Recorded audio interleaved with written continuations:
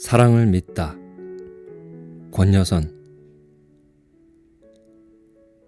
동네에 단골 술집이 생긴다는 건 일상생활에는 재앙일지 몰라도 기억에 대해서는 한없는 축복이다. 지난 2월 늦은 저녁이었다. 혼자 이 술집에 들른 것은 내 입장에서도 다소 의외였다. 나는 소주나 막걸리를 즐기지 않았고 이 집은 맥주나 와인 같은 것은 팔게 생기지 않았다. 그런데도 나는 문을 열고 들어가 자리를 잡고 술을 시켰다. 주문한 안주가 나오기 전에 김치와 나물들이 나왔다. 제대로 들어왔다는, 아니 제대로 걸려들었다는 느낌이었다. 밑반찬만으로 술을 반병 비우기에 부족함이 없었다. 그 후로 이 집은 내가 이틀이나 사흘에 한 번꼴로 들르는 단골 술집이 되었다. 빈대떡에 막걸리, 찌개에 소주, 몇 가지 나물들과 김치를 늘어놓고 혼자 술을 마시면서 하는 생각이란, 맞아, 그때 그런 얘기를 했었지 라든가 왜 그랬을까 그녀는 하는 식의 소소한 과거사이다. 이 집에 발을 들여놓는 순간 나는 미래에 대한 불안이라든가 당장 해결해야 할 시급한 문제로부터 자유로워진다. 이곳은 내게 오로지 기억, 그렇게 속삭이는 장소가 되었다. 천천히 술을 마시다 보면 홀연 난 놓고 기억자를 모르듯 기억 속의 내가 뭣도 모르고 살아온 모양이 환등처럼 떠오른다. 현실의 시간은 밤이지만 이곳에서 나는 기억의 한낮을 산다. 요즘 내가 그 땡볕 아래서 기다리는 인물은 숨겨둔 단골 술집처럼 나는 남몰래 마음에 두고 좋아하지만 그쪽은 이제 나를 한낱 친구로만 여기고 잊었을 한 여자이다. 기억이란 오지 않는 상대를 기다리는 방식이며 포즈이기도 하다는 걸 나는 이곳에서 배운다. 사랑을 잃는 것이 모든 것을 잃는 것처럼 절망적으로 느껴지는 때가 있다. 온 인류가 그런 일을 겪지는 않을 것이다. 손쉽게 극복하는 경우도 있을 것이고 그런 게 있는 줄도 모른 채 늙어버리는 경우도 있을 것이다. 드물게는 상상하기도 끔찍하지만 죽을 때까지 그런 경험만 반복하는 사람도 있을 것이다. 어떤 삶이 더 낫다고 말할 수는 없다. 분명히 말할 수 있는 건 나도 3년 전에 그런 일을 겪었다는 정도이다. 35의 나이에 자랑할 일도 아니지만 비밀도 아니다. 난 사랑을 믿은 적이 있고 믿은 만큼 당한 적이 있다. 지금 돌이켜 생각하면 사랑을 믿은 적이 있다는 고백이 어처구니 없게 느껴진다. 사랑과 믿음, 상당히 어려운 조합이다. 그나마 소망은 뺀다 쳐도 사랑과 믿음 중 하나만도 제대로 감당하기 힘든 터에 감히 둘을 술목관계로 엮어 사랑을 믿은 적이 있다니. 믿음을 사랑한 적이 있다는 말만큼이나 뭐가 뭔지 모르게 모호하고 추상적이다. 나처럼 겁과 의심이 많고 감정에 인색한 인간이 뭘 믿은 적이 있다고? 티컵 강아지가 드래곤을 대적하겠다고 날뛰는 것만큼 안쓰럽고 우스꽝스러운 경우가 아닌가. 인생을 살다 보면 까마득하게 도저히 다가설 수 없는 것으로 보였던 것이 의외로 손쉽게 실현 가능한 것으로 여겨지는 때가 오기도 한다. 나 또한 그런 순간에 들렸던 것뿐이다. 더 기막힌 건 앞으로 살다 보면 그런 일이 또 찾아오지 말란 법도 없다는 사실이다. 그렇다고 우산이나 상비약을 챙기듯 미리 대비할 수도 없다. 사랑을 믿는다는 회개한 경험은 유비무환의 정신으로 퇴치하거나 예방할 수 없는 문이 벌컥 열리듯 밖에서 열리는 종류의 체험이니까. 두 손 놓고 고스란히 당할 수밖에 없는 고통이니까. 하지만 가장 기막힌 경우는 따로 있다. 언젠가 내가 누군가의 문을 벌컥 열고 들어가 그런 고통을 안겨주고 요요히 빠져나온 적이 있다는 사실이다. 그 당시에 나는 그런 사실을 전혀 몰랐다. 그렇다고 해서 내가 저지른 죄가 가벼워지는 건 아니다.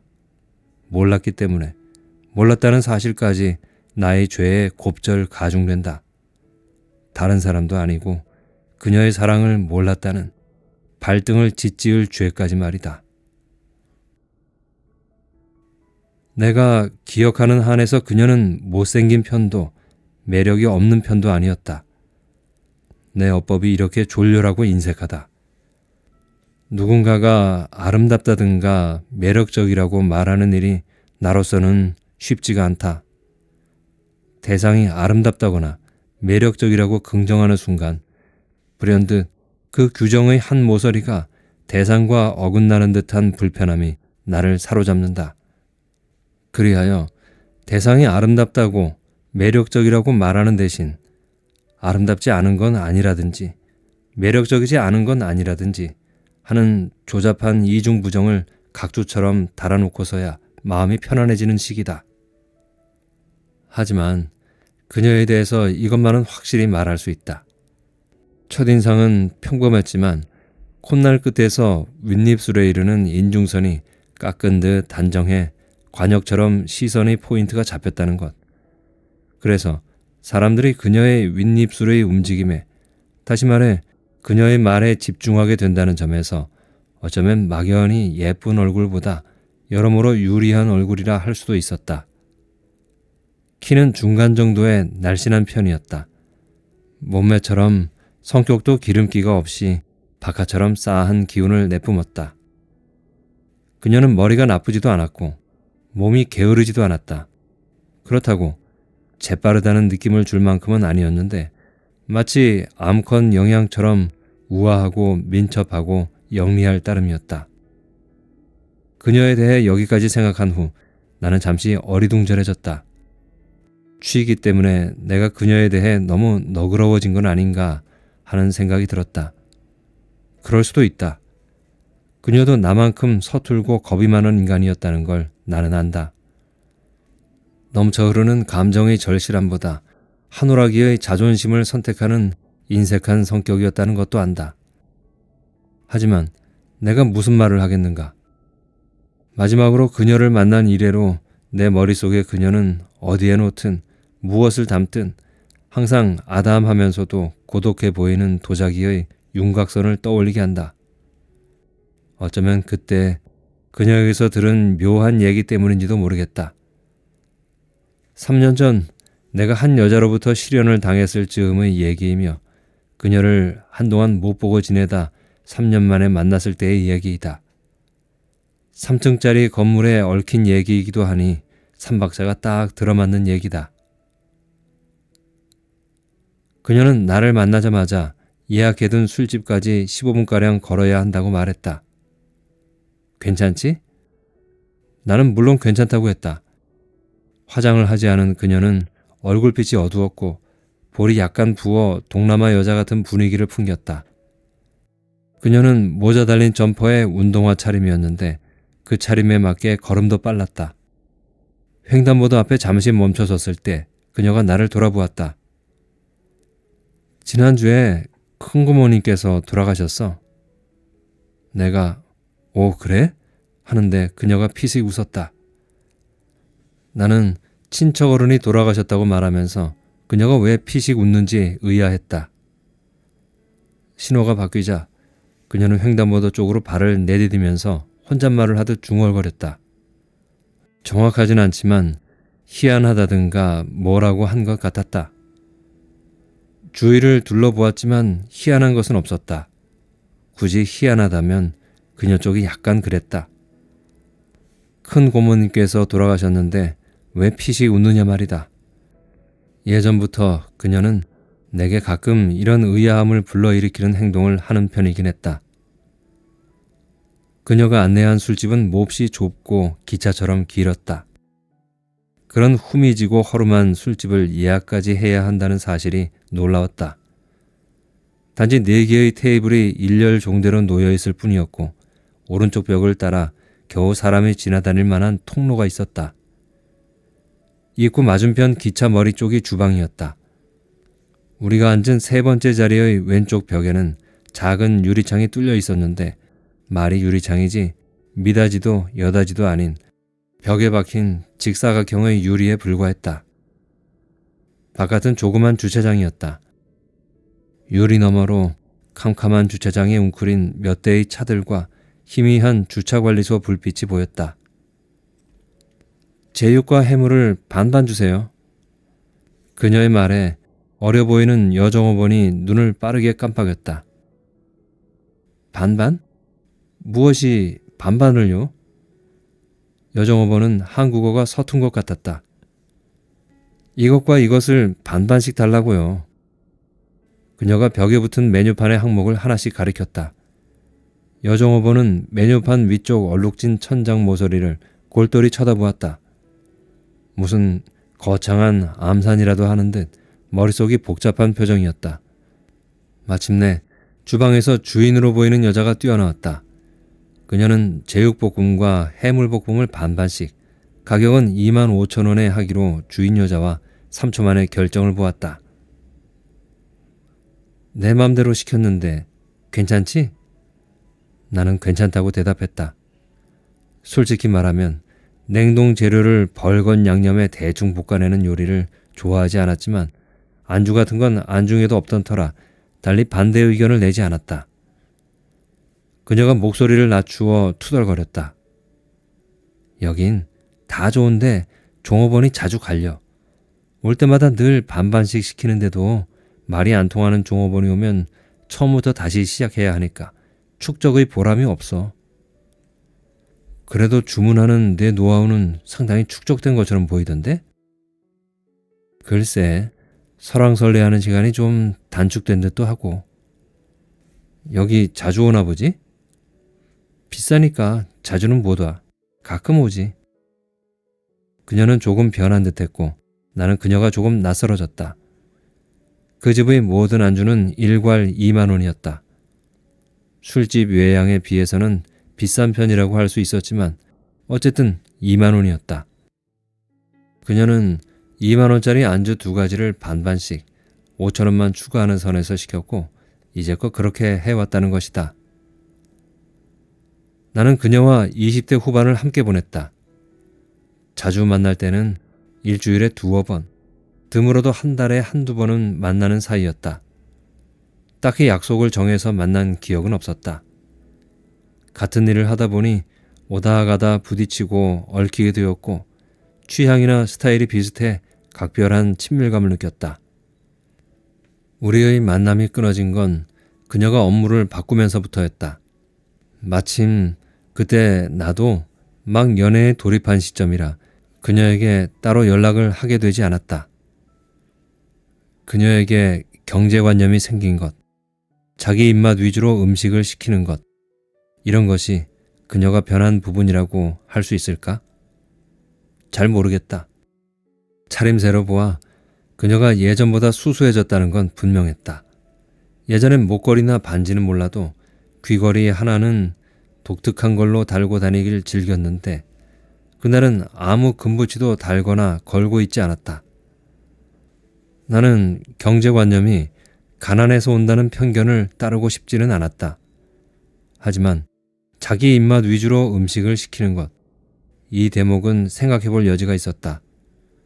벼랑간 미식가가 되었다는 뜻일 수도 있고 타인에 대한 배려가 줄어든 탓일 수도 있었다. 그리고 이 경우는 생각하고 싶지 않지만 기회가 왔을 때 입맛을 만족시키지 않으면 안 될 정도로 입에 맞는 음식을 먹지 못하고 지낸다는 뜻일 수도 있었다. 이럴 경우 이것은 그녀에게 생긴 놀라운 경제관념과 더불어 무엇을 의미하겠는가? 그녀가 물질적으로 뿐만 아니라 정신적으로도 대단히 가난해졌다는 뜻 아니겠는가? 우리가 못 보고 지낸 3년 동안에 한 2년쯤 됐나? 그녀가 혼잣말 하듯 중얼거렸다. 내가 3년이라고 정정해 주려는데 그녀가 유리 너머 주차장 쪽을 응시하며 처음 이 집에 온 게 라고 덧붙였다. 나는 그저 오 그래? 하고 말았다. 그녀가 잠시 뒤 덧붙였다. 실연당한 친구 덕에 이 집을 알게 됐지. 실연이라는 말에 나는 기습을 당한 듯 움찔했다.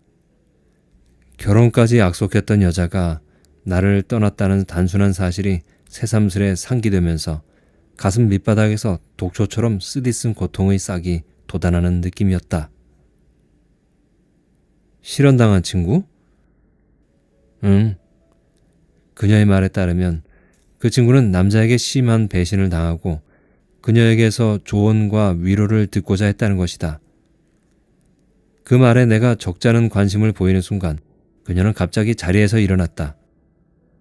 좁은 통로를 지나 주방 앞으로 간 그녀는 여종업원에게 냉장고와 수납장 쪽을 가리키며 손짓을 해보였다. 술을 시키는 것 같았다. 술이 필요한 얘기이긴 했다. 특히 내게는 더 그랬다.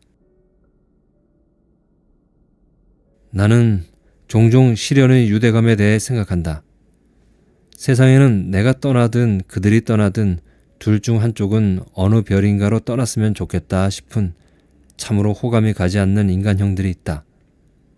그런데 만일 내가 우연히 그들 중 누군가가 얼마 전에 지독한 시련을 당했다는 사실을 알게 되었다고 하자. 나는 몇 초 전까지만 해도 같은 하늘을 이고 살기조차 싫었던 그 인간을 내 집에 데려와 술을 대접하고 같은 천장 아래 재울 수도 있다. 심지어 술 냄새를 풍기는 그 인간의 입술에 부디 슬픈 꿈일랑 꾸지 말라고 굿나잇 키스까지 해줄 용의가 있다. 허기의 유대나 가난의 유대 같은 것이 있고 시험 강박의 유대, 채식주의의 유대, 실종 자녀를 둔 부모들의 유대 등이 있을 수 있다.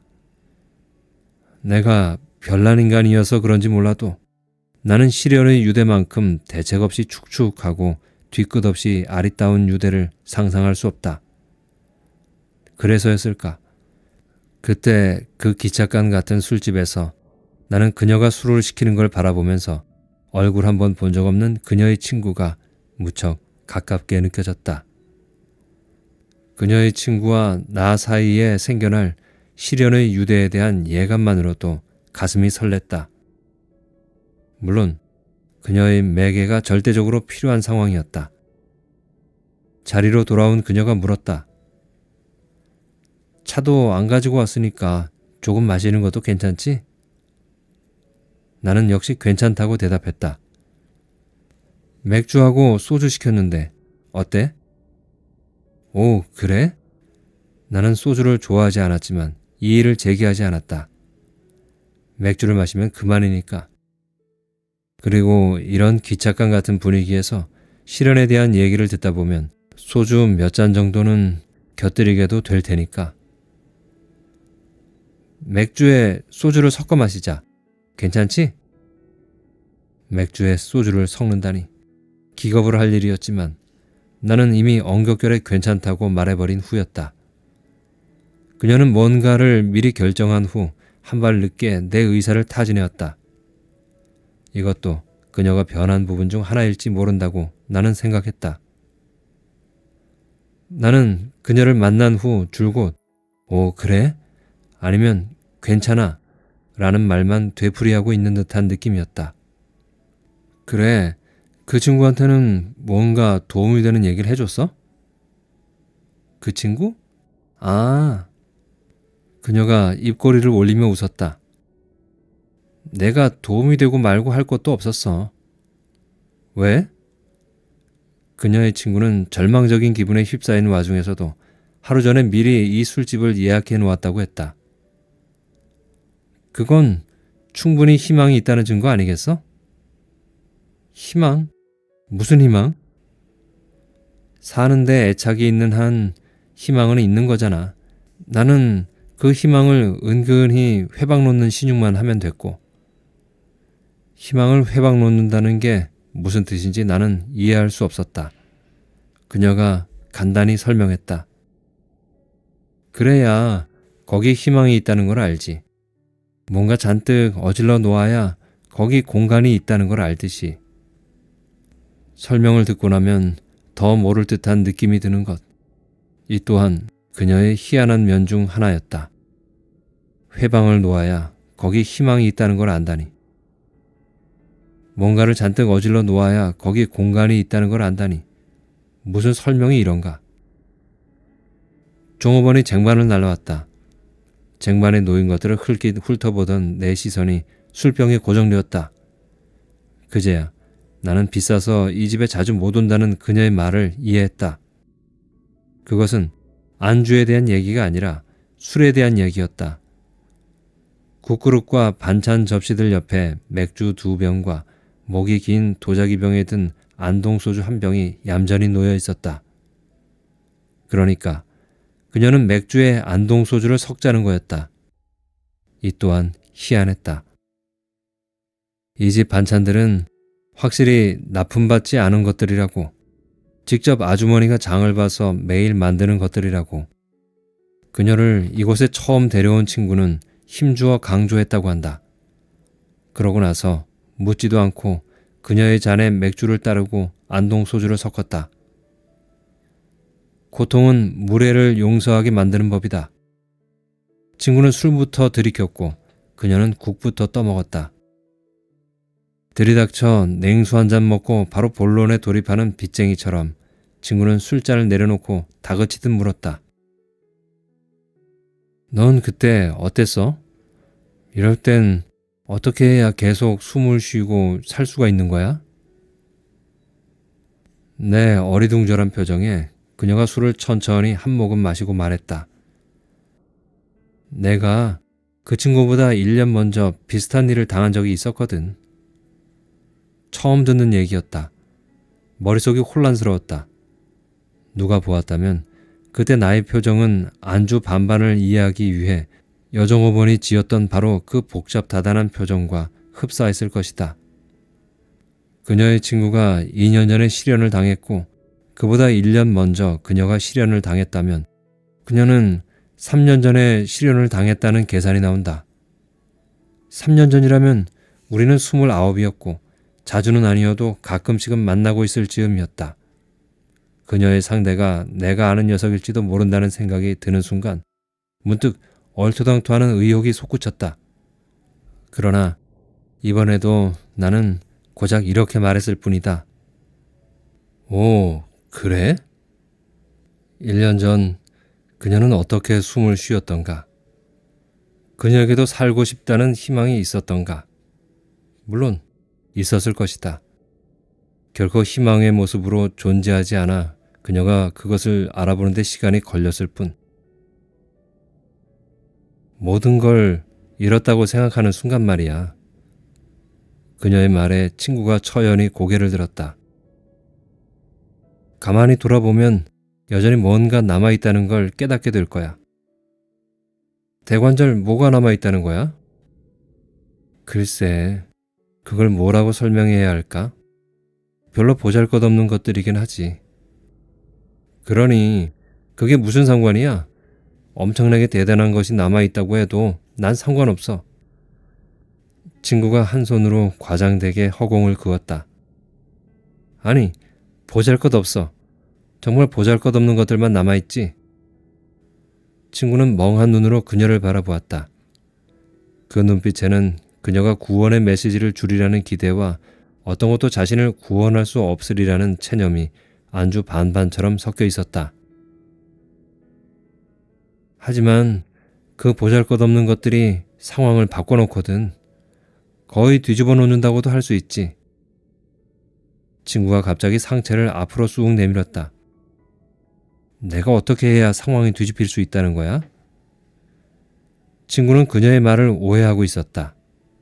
상황이 뒤집힐 수 있다는 의미를 어떻게든 애인이 다시 돌아오게 만들 비법이 있다는 식으로 해석해선 곤란했다.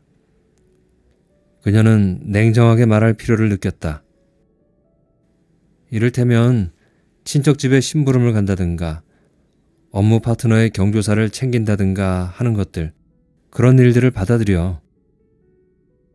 순식간에 친구의 눈빛에 배신감이 차올랐다. 친척집? 경조사? 친구는 그녀가 자기를 진지하게 대하지 않는다고, 심지어 조롱하고 있다고 생각했다. 친구는 상체를 뒤로 물렸다. 나는 내가 무슨 말을 하는지 전혀 모르겠어. 차라리 할 말이 없으면 가만히 앉아 있어 주든지. 친구는 갑자기 국그릇 위로 눈물을 떨어뜨리기 시작했다. 친구는 원래 눈물이 많았는데 연애를 하면서 눈물이 더 늘었고 애인과 결별한 후론 눈물이 거의 두량만큼 늘었다고 할 수 있었다. 그녀는 안동 소주가 섞인 맥주를 한 모금 마신 후 마지막으로 이렇게 말했다. 보이지 않는 건 아닌데 너무 초라하고 하찮아서 어디 한번 보자고 덤벼들 마음이 생기지 않는 그런 것들 있잖아. 그런 보잘것없는 것들이 내 주위에 널려 있거든. 대상이든 일이든 남아있는 그것들에게 집중해. 집중이 안 되면 마지못해서라도 감정이 그쪽으로 흐르도록 아주 미세한 각도를 만들어주라고. 내 마음의 메인보드를 살짝만 기울여주라고. 그러나 친구는 그녀의 말에 귀 기울이지 않았고 그녀도 더는 말하지 않았다.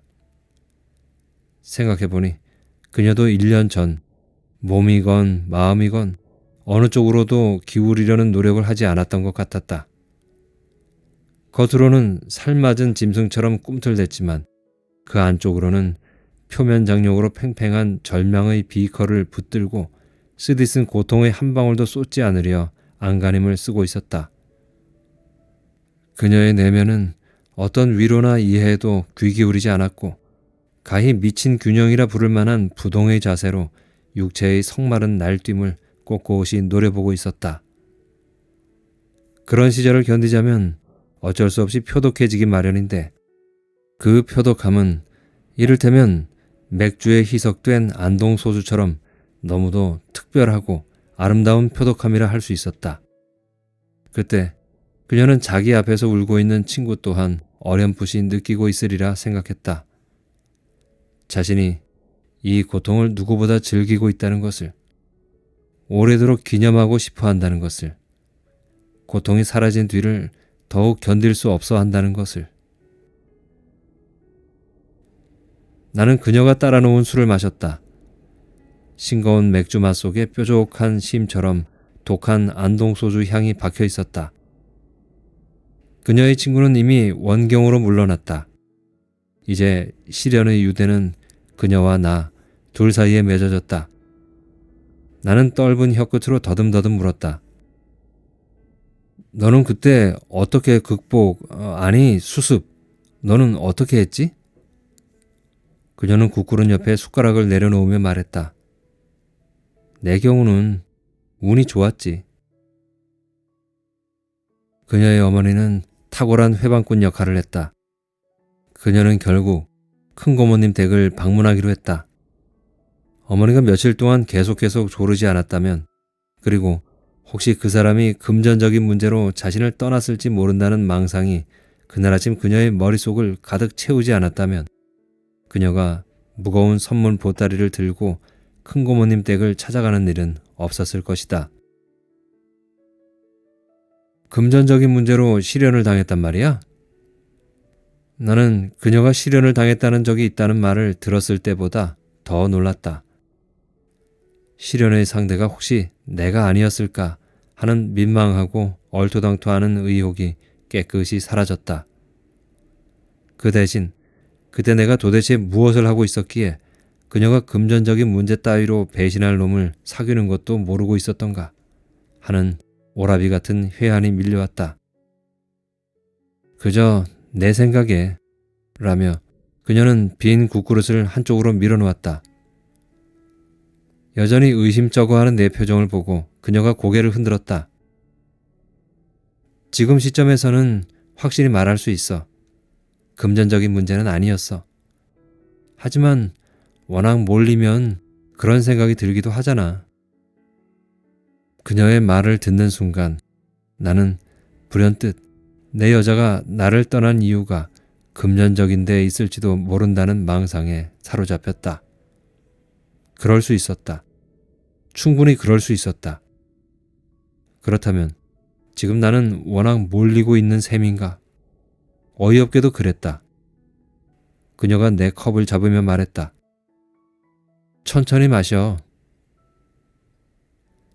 그녀의 큰 고모님 댁은 전철로 1시간도 넘게 걸리는 시외곽 끝자락에 있었다. 그녀가 방문하기 1년 전쯤 그곳으로 이사했는데 그녀는 큰 고모님이 이사한 후로 한 번도 그 집을 방문해 본 적이 없었다. 그녀의 어머니 말로는 전체가 4층 건물로 3층에는 큰 고모님 부부만이 외롭게 살고 있다고 했다. 자식이 없으니까. 그녀의 어머니는 이 대목에서 말을 흐렸다. 처음부터 큰 고모님 부부에게 자식이 없었던 건 아니었다. 그녀의 고종사촌 오빠는 어려서도 아니고 젊어서 죽었다. 30이 되기 직전이었고 제대 후 3년 반 넘게 준비한 회계사 시험에 합격한 지 얼마 되지 않아서였다. 술에 취한 상태로 화장실에 가다가 난간이 없는 계단 옆으로 추락하는 어이없는 사고였다. 떨어지면서 머리를 다쳤고 하루가 지나서야 머리가 피범벅이 된 시체로 발견되었다. 그녀의 어머니는 큰 고모님 부부의 소유로 된 4층 건물이 하나밖에 없는 조카딸인 그녀에게 상속될 가능성이 높다고 생각해 그녀가 그 댁을 자주 방문해 살가운 딸 노릇을 하며 미래의 소유물을 찬찬히 살펴두기를 바라고 있었다. 그녀의 어머니는 열흘 동안 미주 관광을 다녀오는 길에 사온 선물을 꼭 큰 고모님 댁에 전해달라고 며칠 동안 그녀를 설득했다고 했다. 그런데 그게 뭐였는지 아직도 모르겠어. 무척 무거웠거든? 설마 미국에서 꿀 같은 걸 사오진 않았을 텐데 꼭 꿀단지였던 것 같아. 꿀단지면 잼 아닐까? 잼? 환갑 넘은 노인들한테 잼을 선물하는 것도 이상하지 않아? 노인들이 단 걸 얼마나 좋아하는데. 그래? 그럼 잼이라고 해두지 뭐. 그녀는 무거운 잼 단지가 든 보따리와 대충의 약도만 가지고 큰 고모님 댁을 찾아 나섰다. 비록 변두리라고는 해도 4층 건물이었다.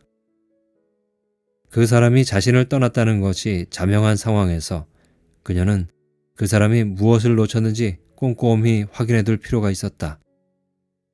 그 당시 그녀는 자기 소유물의 가치들을 하나하나 점검하는 데 몰두해 있었다. 그녀가 동전 한 푼을 챙기는 순간 그 사람은 동전 한 푼을 빼앗기는 시기였다. 그런 텅 빈 탐욕의 몸짓만이 다시는 만날 길 없는 그 사람에게 그녀가 할 수 있는 유일한 복수였다. 그녀가 그런 산수에 골몰했다는 게 나로서는 적잖이 흥미로웠다.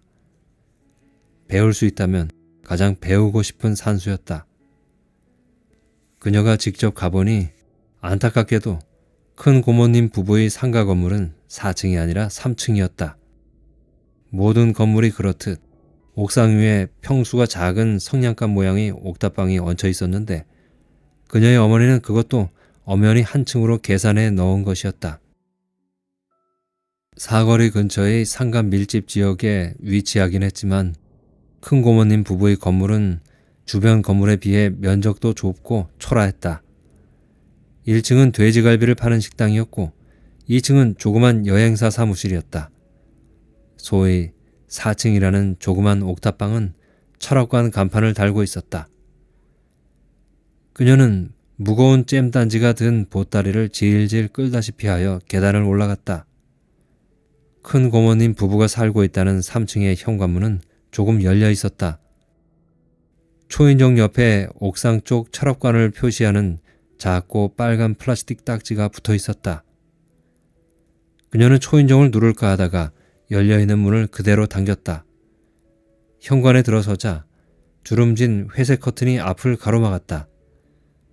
그녀는 현관 입구에 커튼을 쳐놓은 집을 처음 보았다. 왼편에는 거울이 달린 신발장이 놓여 있었다. 커튼과 거울이 놓인 좁다란 사각의 공간은 지하 상가에 흔히 설치된 증명사진을 찍는 무인 촬영소의 내부와 흡사해서 그녀는 신발장 어딘가에 돈을 밀어넣고 뭔가를 작동시켜야 하지 않을까 하는 생각마저 들었다. 그녀는 짐을 내려놓고 신발을 벗으려다 멈칫했다. 어디다 신발을 벗어야 좋을지 알 수 없었다. 적동색 타일이 깔린 현관에는 이미 여러 켤레의 신발들이 어지럽게 놓여 있었다. 큰 고모부의 것으로 짐작되는 남자 구두 한 켤레와 슬리퍼, 큰 고모의 것으로 생각되는 여성용 단화, 고무신, 샌들 등이었다. 일단 신발들만 봐서는 큰 고모님 부부만 외롭게 사는 집이 아니라 대가족이 북적대는 집 같았다. 그녀는 현관 한 귀퉁이에 신발을 벗어놓고 주름진 회색 커튼을 들추었다. 왜 그런지 모르겠지만 회색 커튼을 젖히기 직전 그녀의 가슴 속에 낯설고 두려운 느낌이 몰려왔다. 커튼을 젖히고 안쪽으로 한 발 내딛는 순간 그녀는 실내에 있던 사람들의 시선이 일제히 자기 쪽으로 집중되는 걸 느꼈다. 선물 보따리를 끌어들이느라 커튼 안으로 상체만 들이민 상태에서도 그녀는 그들의 시선을 강하게 의식할 수 있었다. 창 쪽에도 두꺼운 회색 커튼이 드리워 있어 한낮인데도 실내는 밝지 않았다. 왼쪽 소파에 웅크린 3명의 여자가 노골적인 호기심에 가득 찬 눈빛으로 그녀를 쳐다보고 있었다. 기다리던 안주 반반이 나왔다. 상추를 곁들인다거나 브로콜리를 얹는 따위의 데코레이션이 완벽하게 생략된 둥근 접시에 검붉은 빛깔의 내용물만 반반씩 담겨 있었다. 먹어봐. 한 번 먹으면 잊기 힘든 맛이야. 그녀는 담배를 피우고 있었다. 나는 마루타가 된 기분으로 술을 한 모금 마시고 제육과 오징어를 함께 집어 입안에 넣었다. 무엇이라고 할까? 혀의 돌기들이 일제히 놀라 일어나며 환호하는 느낌이었다. 재료나 양념도 훌륭했지만 프라이팬에 볶은 것을 다시 연탄불에 직화구이를 했는지 맵고 기름진 맛 끝에 고소한 탄불 맛이 느껴졌다. 술은 술대로, 안주는 안주대로 한 겹 한 겹 얇고 정교하게 엇갈리고 스며드는 독특한 맛의 조화였다. 대단한데? 나는 그녀를 만난 뒤 처음으로 내 느낌을 솔직히 표현했다는 생각이 들었다. 그럴 줄 알았다는 듯 그녀가 미소를 지으며 담배를 바닥에 떨어뜨려 밟아 껐다. 이 집에서는 그런 고전적인 담뱃불 끄기가 허용되나 보았다. 나는 돌연 유쾌해졌다. 그래서 그 여자들은 누구였는데? 가만. 나도 안주 좀 먹고. 그래, 그렇지. 어서 먹자. 먹고 얘기하자. 내가 아니라 혀의 돌기들이 말했다. 그녀는 엉겹결에 3명의 여자에게 인사를 했다. 제일 안쪽에 앉은 여자가 그녀를 향해 고개를 까딱거렸다. 그녀는 선물 보따리를 벽에 세워놓고 그 자리에 가만히 서 있었다. 그릇에 담긴 물처럼 고요하게 산다던 큰 고모님 부부 댁에 그렇게 많은 손님들이 방문해 있으리라곤 짐작도 못했다. 가만히 살펴보니 여자들의 연령대가 아주 다양했다. 그녀를 향해 고개를 까딱인 안쪽 여자는 좋기 70은 훌쩍 넘긴 노파였고 눈가에 기미가 촘촘히 박힌 가운데 여자는 30대 후반쯤으로 보였다. 그녀 가까이에 앉은 눈꼬리가 치켜 올라간 여자만이 큰 고모님과 비슷한 환갑 언저리인 듯했다. 이쪽으로 와 앉으셔. 노파가 말했다. 그러나 노파의 손가락은 이쪽이라는 말과 달리 맞은편에 놓인 등받이 없는 동그란 의자를 가리켰다. 그곳은 실내에서 가장 밝다고 할 수 있는 자리였다. 그녀는 순간적으로 그곳에 앉는 것을 거부하고 싶었다. 큰 고모님은 지금 안 계신가요? 그녀의 물음에 세 여자가 일제히 반응을 보였다. 큰 고모님이라네? 라고 노파가 말하자 그러게요. 라고 가운데 여자가 대꾸했고 눈꼬리 사나운 여자가 그녀 쪽으로 목을 쭉 빼며 물었다. 큰 고모님이라면 여기 자주 들락거리는 편인가? 들락거린다는 말이 귀에 거슬렸지만 그녀는 왠지 모르게 변명을 해야 할 것 같은 생각이 들었다. 아니요. 자주는 못 오고 한참 만에 왔습니다. 큰 고모님은 어디 가셨어요? 그러자 또 여자들이 활기를 띠었다. 어디 가셨을 리가 있냐느니, 문도 열려있지 않았냐느니, 먼저 온 손님이 계시다느니, 우리도 기다리는 중이니 처녀도 거기 앉아 기다리라느니. 누가 하는지도 알 수 없는 말들이 그들 무리에서 쏟아져 나왔다.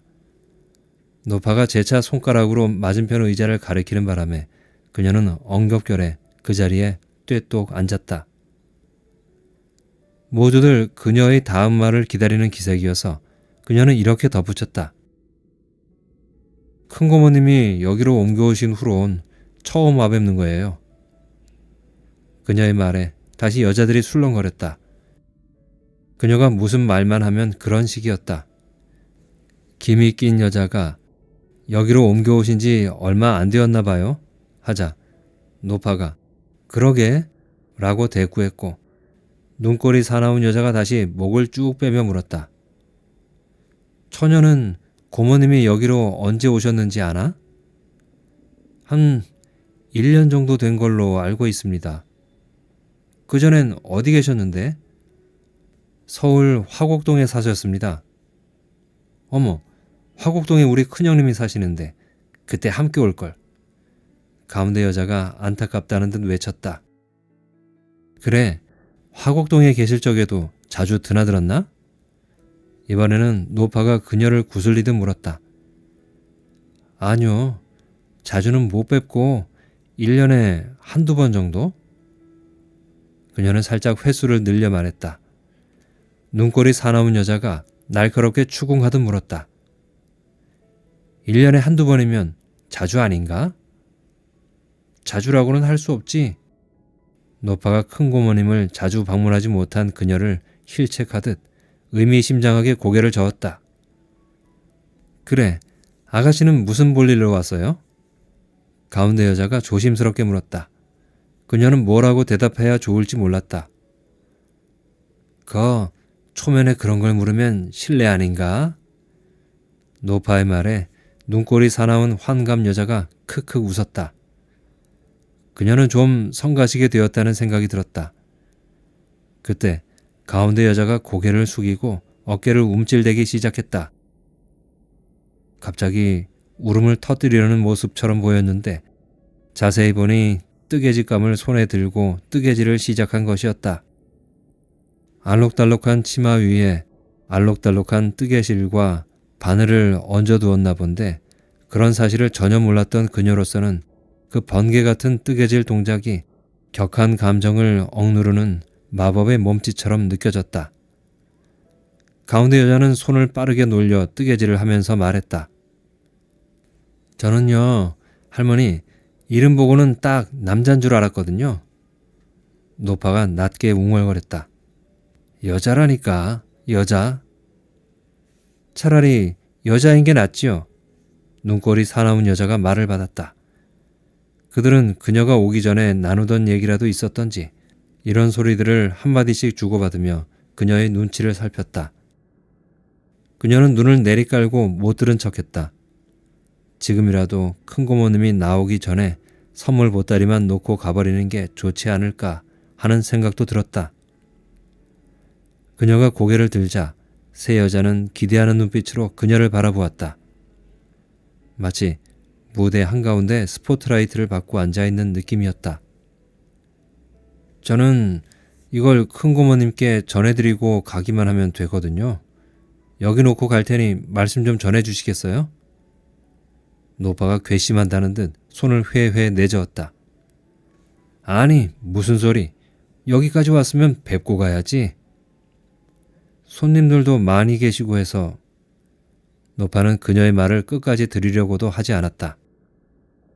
어차피 나를 자꾸 뵈러 왔으니 여유를 갖고 기다려. 뭐 급한 일이 있다고. 왕고모님이 얼마나 섭섭하시겠나. 또 아나?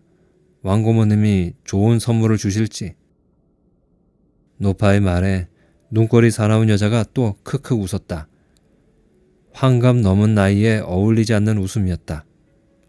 그럴 리는 없지만 그녀는 세 여자가 자신의 고모님을 방문한 의도에 대해 무슨 낌새를 채고 자기들끼리 눈짓을 해대며 번갈아 그녀를 떠보는 게 아닐까 싶은 생각이 들었다. 그리고 큰 고모님을 무슨 이유로 왕고모님이라고 바꿔 부르는지도 알 수 없었다. 큰 고모님 부부가 언제 이사 왔는지 모르는 걸 보면 이 집과 흉어물 없이 지내는 사이는 아닌 것 같았다. 어쩌면 상가 임대료나 파출 업무 같은 사업상의 문제로 아쉬운 소리를 하러 온 여자들 같은 생각도 들었다. 그래서 이들이 공연히 그녀에게까지 불순한 혐의를 두고 저희를 탐색하려는 것 같아 그녀는 가능한 한 말을 아끼기로 했다. 실내를 가득 채운 낡은 가구들과 여기저기 굴러다니는 잡동사니들, 얼룩덜룩 때가 낀 리뇰룸 바닥은 집주인의 오랜 방치를 말해주고 있었다. 그런 퇴락한 분위기 속에 낯선 여자들과 함께 앉아있자니 그녀는 약간의 곤욕스러움을 느꼈다. 침묵을 지키는 그녀가 못내 안이 꼽다는 듯 마침내 여자들은 자기들끼리 얘기를 나누기 시작했다. 애기 엄마는 집에 대관절 무슨 일이 있어? 노파가 물었다. 전 정말 죽어도 여기 안 오려고 했어요. 가운데 여자가 목숨이라도 건 듯 빠른 속도로 뜨개질을 하며 대답했다. 그런데 어떻게 오게 됐어? 눈꼬리 여자가 물었다. 저희 큰형님 말씀이 사람이 살면서 너무 까칠하게 그러는 거 아니라고 하시더라고요. 옳지. 화곡동 사신다는 큰일오군. 네, 맞아요, 할머니. 저희 큰형님은 학교에서 애들 가르치는 선생님이세요. 그런데 학교 선생님들도 좋은 게 좋은 거라고 다들 여러 군데서 알아보고 다닌다네요. 그렇다니까 글쎄. 눈꼬리 여자가 추임새를 넣었다. 그러면서 이러시는 거예요. 세상에 죽어도 못하는 게 어딨고 죽어도 꼭 해야 하는 게 어딨냐고요. 그 말이 그렇게 가슴에 콕 집히는 거예요. 그렇지 않아요, 아주머니? 살다 보면 죽어도 이건 못하겠다. 죽어도 이건 해야겠다. 그런 말 많이 하잖아요. 그런데 정말 죽어도 그런 게 어디 있겠어요? 그런 건 없다 생각하니까 못 올 것도 없겠다 싶더라고요. 그들은 이제 그들만의 이야기에 빠져 그녀에게 별 관심을 보이지 않았다. 그러자 오히려 그녀 쪽에서 그들에게 부쩍 관심이 생겼다. 그녀는 그들의 얘기 속에서 큰 고모님 부부와의 친교에 대한 힌트를 얻으려고 애썼지만 대화 내용이 워낙 요령부득이라 쉽지 않았다. 그들은 정해진 순서라도 있는 듯 돌아가며 얘기를 했다. 우선 노파가 옛 이야기 책에나 나올 법한 희한한 질병에 관한 얘기를 하자 뒤를 이어 눈꼬리 여자가 얼마 전에 신문에 보도된 유괴 사건 얘기를 했다. 마지막으로 가운데 여자가 남자의 지독한 바람기에 대해 비난을 퍼부었다. 얘기가 한 바퀴 돌자 다시 노파가 쥐나 벌레를 이용한 민간요법적인 처방을 줄줄 늘어놓았고 눈꼬리 사나운 여자는 이를 갈며 우리나라 경찰의 무능함을 개탄했다. 자기 차례가 되었는데도 가운데 여자가 조용히 뜨개질만 하는 바람에 실내에는 침묵이 흘렀다.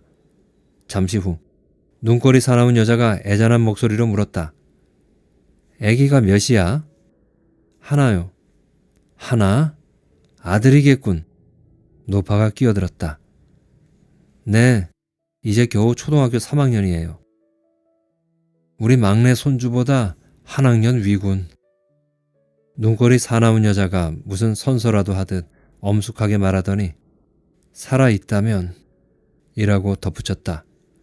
이 말을 신호로 노파는 신들린 듯 만능 고약에 대한 찬사를 늘어놓았고 눈꼬리 사나운 여자는 낮게 연불인지 주문인지를 외웠고 30대 여자는 훌쩍훌쩍 울기 시작했다. 그러면서도 가끔 콧물을 흘릴 때 빼고는 양손으로 빠르게 뜨개질을 계속했다. 그녀는 머릿속이 텅 비어가는 느낌이었다. 그녀는 그들이 나누는 대화에서 의미라기보다는 어떤 기운을 감지했다.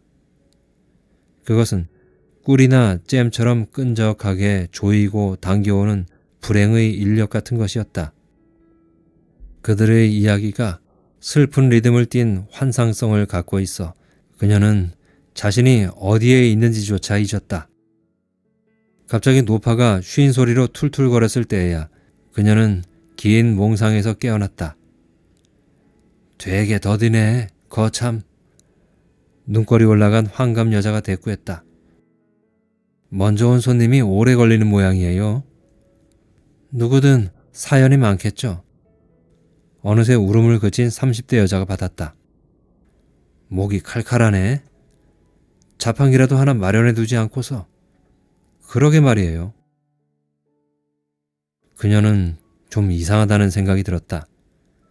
집안에 자동 판매기를 들여놓는 사람이 어디 있는가. 그때 커튼 너머에서 현관문이 당겨지는 소리와 함께 거친 숨소리가 들려왔다. 여자들의 고개가 일제히 돌아갔다. 그녀의 고개도 돌아갔다. 킁킁거리면서 쩝쩝거리는 소리와 함께 커튼이 헐쩍 열리더니 그녀의 큰 고모부님이 모습을 드러냈다. 그녀는 의자에서 엉거주춤 일어섰다. 큰 고모부의 흐릿한 눈빛에서 그녀는 자기를 알아보지 못했다는 걸 느꼈다. 큰 고모부는 입에 이쑤시개를 문 채 그곳에 앉은 여자들을 내려다보았다. 노파가 고개를 까딱하며 그녀에게 그랬듯이 이쪽으로 와 앉으셔 라고 말했다. 큰 고모부는 그 말은 무시한 채 이렇게 중얼거렸다. 보아하니 뭐들 보러 오셨나 본데. 큰 고모부는 안쪽으로 잠깐 시선을 돌렸다. 이 사람은 아직도 자나? 큰 고모부는 다시 그들을 향하더니 가볍게 나가라는 손짓을 했다. 철학관 오셨으면 한층 더 올라가시오. 네? 여기가 아니라고요? 세 여자가 동시에 일어섰다. 가운데 여자의 알록달록한 치마에서 실뭉치가 또르르 굴러떨어졌다. 보면 모르십니까? 여긴 가정집이요. 노파가 다시 소파에 쭈그리고 앉아 벗어놓았던 버선을 꿰며 말했다. 아이고, 다들 가정집 같은 데다 신단을 꾸미고들 하니까 여기도 그런 줄 알았지. 큰 고모부는 천천히 이를 쑤시면서 말했다. 그놈의 콩꼬투리만한 철학관 딱지를 떼고 당장 큼지막하게 새로 만들라고 하든지 해야지. 왜 그랬는지 모르지만 그녀는 세 여자들을 따라 우르르 밖으로 몰려나왔다. 그들은 초인종 옆에 붙은 빨간 딱지 속에서 자신들이 오해할 수밖에 없었던 변명거리를 찾으려 했다. 철학관 딱지에는 기미 낀 여자가 이름 보고 남자인 줄 알았어요 했던 남자 이름 석자가 도사라는 글자와 함께 새겨져 있었다. 글자 아래에 위쪽을 가리키는 화살표가 있었는데 그 가나다란 선이 세 여자의 원성을 샀다. 그들은 계단을 올라갔고 그녀는 계단을 내려왔다. 옥탑방 도사는 자신이 왕고모님으로 불린 사실을 모르겠지만 그녀는 세 여자가 왕고모님 도사에게 어떤 선물을 받으러 가는지 알 수 있었다. 계단을 한 칸 한 칸 밟을 때마다 그녀는 뭔가에 들씌운 듯 중얼중얼 빌고 또 빌었다. 희귀병을 앓는 친지의 완쾌를, 완쾌된 손자의 생사를, 바람난 남편의 귀가를, 자식을 앞세운 뒤 늙어가는 부부의 평안과 명랑을 빌었다. 그녀가 타인을 위해 뭔가를 이토록 절박하게 빌어본 적은 없었다. 계단을 다 내려왔을 때 그녀는 스스로가 다른 사람이 된 것처럼 느꼈다. 다만 계단을 올라갔다 내려온 것뿐인데 3층 큰 고모님 댁에 무거운 잼 단지만이 아니라 그녀를 그녀에게 만들었던 본성의 작은 침마저 함께 두고 온 듯했다. 그때 배웠던 큰 고모부님이 1년 전에 돌아가셨다. 그리고 지난달에 그녀는 큰 고모님이 돌아가셨다는 연락을 받았다. 그나마 다행인 것은 자연사라는 사실이었다. 큰 고모부가 자살한 지 1년 만이었다. 기일은 하루 차이였다. 아들이 죽은 뒤로 늘 기운이 없고 비몽사몽이라 남편 점심 한번 제대로 차려준 적 없던 큰 고모는 남편의 첫 제사상을 차리기 위해 아침 일찍 일어나 장을 보러 나섰다. 갑작스레 몰아닥친 늦추위에 꽁꽁 언 채 3층 계단을 힘겹게 올라와 집에 들어서자마자 큰 고모는 몸을 녹일 셈으로 뜨거운 물을 마셨다. 그게 화근이었다. 큰 고모는 뜨거운 물을 삼킨 순간부터 끙끙 앓다 그날 밤에 돌아가셨다.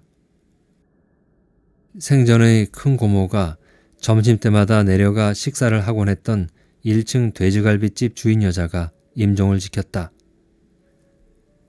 큰 고모의 마지막 유언은 그때 찬물을 먹었어야 했는데 였다고 했다.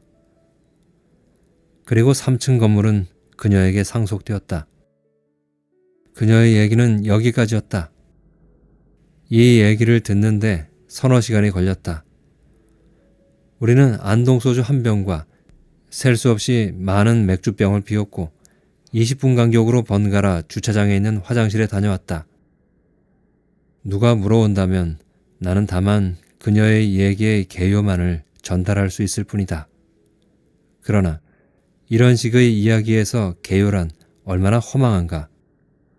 우중충한 공예품이 가는 솔질에 의해 희끄무레한 먼지를 벗고 세밀한 장식의 윤곽과 색깔을 드러내듯 인중선이 분명한 그녀의 윗입술에서 흘러나온 찬찬한 묘사는 내게 정오 무렵 낡은 3층 건물 가정집 거실에서 일어난 풍경들을 오롯이 드러내 주었다.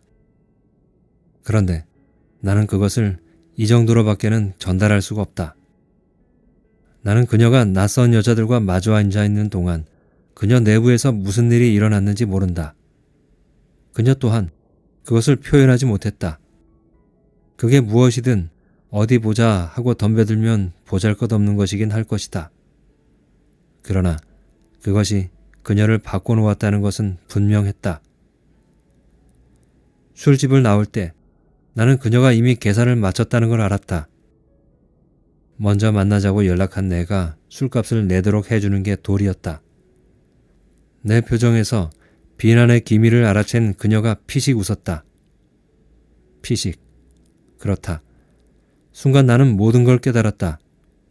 얼토당토하는 의혹은 진실이었다. 그래서 그녀는 큰 고모님께서 돌아가셨다고 말하면서 피식 웃었던 것이다. 나도 피식 웃었지만 그것은 웃음이라기보다 입가에인 조용한 경련에 가까웠다. 나는 그녀가 횡단보도를 건너면서 중얼거렸던 말을 상기했다. 과연 그녀의 큰 고모님 부부와 나의 인연은 희한했다. 내가 그녀의 사랑을 모른 채 한 여자와 연애를 시작했을 때 그녀는 시련의 고통을 안고 큰 고모님 댁 3층 건물을 방문했고 내가 그 여자에게 시련을 당하고 3년 만에 그녀를 찾았을 때 그녀는 돌아가신 큰 고모님 부부로부터 3층 건물을 상속받았다. 나는 어쩌면 내 것이 되었을지도 모를 낡은 3층짜리 상가 건물을 떠올렸다.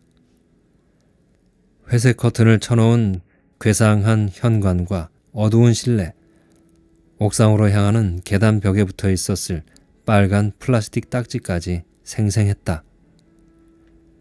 그녀는 주차장 쪽으로 나온 늙은 남자에게 살짝 손을 들어 보였다. 차를 가지고 오지 않았다는 신호였다. 그녀는 7시를 가리키는 시계바늘의 각도처럼 편안해 보였다.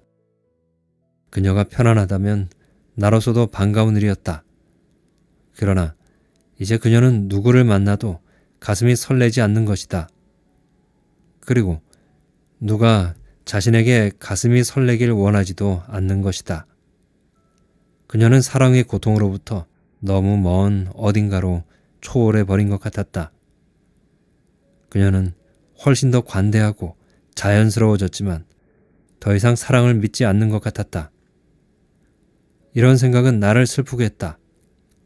자신의 소유물을 하나하나 점검하여 나로부터 그것을 하나하나 빼앗는 식의 무력한 산수에 골몰했던 29의 그녀는 어디로 갔을까? 그때 나는 어쩌면 나도 모르게 놓쳐버린 29의 그녀로 인해 뒤늦은 시련을 알게 되리라는 생각을 했다. 너무 늦어 격렬하지는 않겠지만 격렬할 수도 없겠지만 그래서 입술을 피나게 씹어대진 않겠지만 희미하게 사진 속 윤곽을 더듬듯 손끝이 닳도록 무언가의 테두리를 하염없이 더듬어 나갈 만짐의 세월이 시작되리라는 예감이었다. 그 예감은 지난 2월 내가 이 술집을 찾아든 순간 적중했다. 동네에 단골 술집이 생겼다는 건 기억에 대해서는 한없는 축복이지만 청춘에 대해서는 만종과 같다. 사랑을 믿던 한 시기가 끝났으며 뒤를 돌아보아야만 앞으로 나아갈 수 있는 나이가 되었다는 것을 의미한다. 나는 지금 35이라는 인생의 한낮을 지나고 있다. 태양은 머리 꼭대기에서 이글거리지만 이미 저뭅과 어둠을 예비하고 있다. 내 인생의 조도는 여기가 최대치다. 이보다 더 밝은 날은 내게 다시 오지 않을 것이다. 내 인생이 연령의 절반을 꼭지점으로 하여 직각으로 꺾이는 형태라면 그녀의 인생은 앞쪽이 다소 높은 산의 능선처럼 3분의 1 지점에서 봉우리를 이룬 후 부드럽게 흘러내리는 형태일 것이다. 누구에게나 개인적인 멜로디가 있다. 20대 후반 무렵 나만큼이나 겁이 많고 감정에 인색했던 그녀가 내게 보내온 노래는 매우 낮은 음역의 들릴 듯 말 듯한 작고 희미한 멜로디였으리라. 나는 그것을 나와 무관한 그녀의 희한한 개성으로 간주했다. 29의 봉우리에서 그녀는 너무 일찍 철들었고 다가올 어둠에 너무 일찍 눈이 익어버렸다. 낡은 3층 건물의 어둑한 실내에서 그녀가 낯선 여인들을 통해 본 것은 그녀의 미래가 그리는 능선이었을까? 3년 전 그녀는 이미 오후를 사는 사람의 나른한 눈빛을 갖고 있었다. 그리고 그것은 전적으로 그녀의 작은 노랫소리를 알아듣지 못하고 다른 여자의 새된 소리에 혹한 내 귀의 어두움에서 비롯된 일이다. 사랑을 잃는 것이 모든 것을 잃는 것은 아니라는 것쯤은 나도 안다. 그런데 희한한 건 그녀의 큰 고모님 부부와 나의 질긴 인연이 아직 끝나지 않았다는 사실이다. 나는 옥상에 옥탑방을 얹은 낡은 3층짜리 건물을 그냥 지나치지 못하며 가벼운 실수나 후회거리가 생기면 이렇게 말하곤 한다. 그때 찬물을 먹었어야 했는데. 헤어지기 전 그녀가 내게 마지막으로 물었다. 괜찮지? 괜찮네. 물론 기차처럼 긴 술집에 대한 품평이었지만 나는 그녀의 얘기를 듣는 동안 내가 겪고 있는 시련의 고통이 서서히 무뎌지는 것을 느꼈다. 나는 그녀의 괜찮냐는 물음에 괜찮다는 대답을 되풀이하면서 그녀가 자꾸 나의 안부를 묻고 나는 그것에 괜찮다고 대답을 하는 듯한 착각이 들었다. 괜찮지? 괜찮아. 그러면서 나는 정말 괜찮아졌다. 이제 모든 것은 소소한 과거사가 되었다. 나는 기착한 모양의 술집 분위기를 내는 이 단골 술집에 혼자 앉아 맞아, 그때 그런 얘기를 했었지 라든가 왜 그랬을까 그녀는 하고 생각한다. 그녀의 이름, 그녀가 했던 얘기들, 그녀의 피식 웃던 표정, 그녀의 단정한 인중성과 윗입술을 떠올린다. 그녀는 오지 않고 나는 사랑을 믿지 않는다. 돌이켜보면 엄청난 위로가 필요한 일이 아니었다. 사랑이 보잘것없다면 위로도 보잘것없어야 마땅하다. 그 보잘것없음이 우리를 바꾼다. 그 시린 진리를 찬물처럼 받아들이면 됐다.